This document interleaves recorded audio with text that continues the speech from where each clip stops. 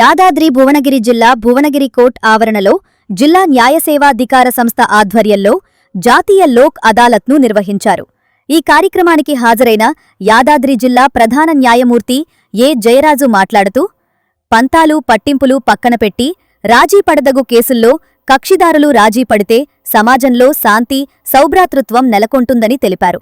క్షణికావేశంలో గొడవలు పడి ఒకరిపై ఒకరు కేసులు పెట్టుకుని కోర్టుల చుట్టూ తిరిగి సమయం, ధనం వృధా చేసుకోవద్దని సూచించారు. లోక్ అదాలత్ ద్వారా సులభంగా, వేగంగా న్యాయం లభిస్తుందని పేర్కొన్నారు. రాజీపడిన కక్షిదారులకు న్యాయమూర్తి అవార్డు కాపీలను అందజేశారు.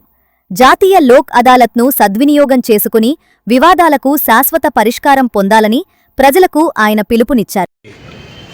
మా తోటి న్యాయమూర్తులు మరియు ద్వితీయ శ్రేణి న్యాయమూర్తి మరియు ల్యాడ్స్ న్యాయవాదులు మరియు ఇక్కడికి వచ్చినటువంటి కక్షిదారులందరూ కూడా ఈ జాతీయ లోక్ అదాలత్ సందర్భంగా మీ అందరికీ శుభాకాంక్షలు తెలియజేస్తున్నాను. ఇప్పుడు మాట్లాడినటువంటి వక్తలు చెప్పినట్లుగా మరి కొంచెం మనం ఆలోచించి పంతాలకి పట్టింపులకి పోకుండా ముందుకొచ్చినట్లయితే కోర్టులు కూడా సహకారం అందిస్తాయి. అదేవిధంగా మధ్యవర్తులు కూడా శిక్షణ తీసుకున్నటువంటి మధ్యవర్తులు ఉన్నారు. వీరందరూ కలిసి మీకున్నటువంటి వివాదాన్ని పరిష్కరించడానికి అందరం కూడా కృషి చేస్తాము. ఈ విధంగా మీరు అవకాశాన్ని ఉపయోగించుకోవాలని, అదేవిధంగా రాజీ చేసుకోదగినటువంటి కేసులని కొన్ని ఉంటాయి, రాజీకి అవకాశం లేనటువంటి కేసులు కొన్ని ఉంటాయి. పెద్ద పెద్ద నేరాలు ఉంటాయి, హత్య లేదా హత్యా ప్రయత్నం, ఇటువంటి తీవ్రమైనటువంటి నేరాలకు శిక్ష ఎక్కువగా ఉంటుంది. అటువంటి దాంట్లో అవకాశం రాజీకి ఉండదు. కానీ మిగతా అనేక కేసుల్లో మనం కొంచెం పెద్ద మనసు చేసుకొని ముందుకు వచ్చినట్లయితే వాటిని రాజీ చేసుకునే అవకాశం ఉంటుంది. అదేవిధంగా సివిల్ కేసులకు సంబంధించి ఎటువంటి కేసు, ఎంత పెద్ద కేసు అయినా రాజీకి అవకాశం ఉంటుంది. మరి కోర్టుకి కట్టినటువంటి ఆ రుసుము కూడా, కోర్టు ఫీజు అంటారు కదా, అది కూడా తిరిగి పూర్తిగా చెల్లించబడుతుంది. తద్వారా మనకు సమయం ఆదా అవుతుంది, అదేవిధంగా డబ్బు కూడా ఆదా అవుతుంది. కాబట్టి ఈ అవకాశాన్ని అందరూ వినియోగించుకోవాలని చెప్పేసి నేను ఈ సందర్భంగా కోరుకుంటున్నాను.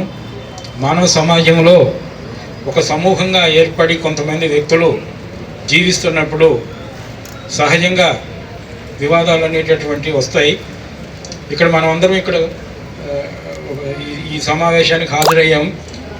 ఇదే విధంగా ఒక రోజు 2 రోజులు ఒకే ప్రదేశంలో ఇది కొనసాగితే మన మధ్య కూడా చిన్న చిన్న విభేదాలు రావడానికి అవకాశం ఉంటుంది.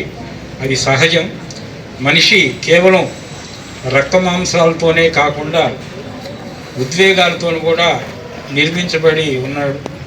భావోద్వేగాలు అంటాం కదా, ఎమోషన్స్. కాబట్టి కొన్ని సందర్భాల్లో ఆ ఎమోషనల్గా భావించి ఏ విధంగానైనా సరే అతనిపై నేను సాధించాలి అనేటటువంటి ధోరణితో నుండి మరి కోర్టుల చుట్టూ తిరుగుతారు.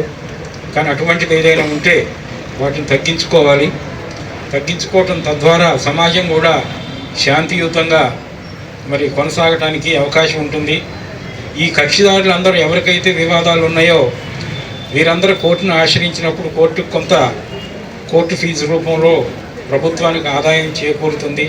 కానీ ఇది మన సంక్షేమ రాజ్యం కాబట్టి ప్రభుత్వంకి వచ్చే ఆదాయాన్ని కూడా పరిగణలోకి తీసుకోకుండా సమాజం శాంతియుతంగా ఉండాలనేటటువంటి ఒక గొప్ప ఉద్దేశంతో మరి ఈ యొక్క చట్టాన్ని తీసుకురావడం జరిగింది.